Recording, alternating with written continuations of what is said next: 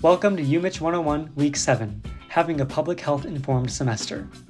This fall, students will decide whether to return to campus for a hybrid experience or study at home remotely. Generally, large lectures will be remote and smaller classes and discussions will be in person. Residence halls and dorms will function as family units and will be open for housing and dining, with spaces set aside for quarantine. The fall semester begins on August 31st, 2020, and in-person classes end on November 20th, 2020. The remainder of the semester will be completed remotely, and please note, fall and spring breaks are eliminated to decrease student travel.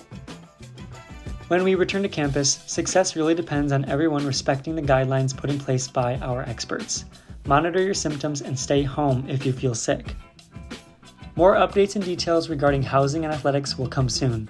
In the meantime, be sure to visit the Maize and Blueprint website for more updates, and stay tuned for more UMich 101. And as always, go blue!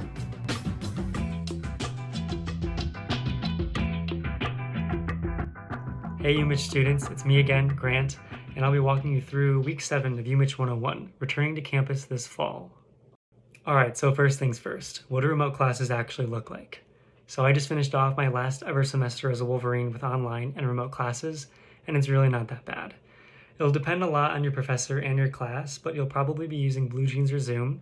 You can mute yourself, turn your camera on or off, and you can see and hear all of your professors and your classmates.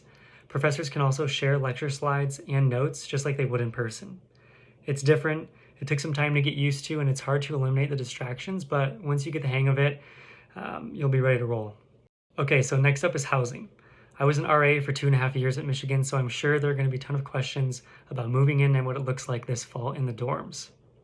A family unit in dorms and on campus this fall will consist of the people that you live with, so you don't have to worry about social distancing with them. Some students will be required to remain on campus for program requirements like clinicals and certification requirements.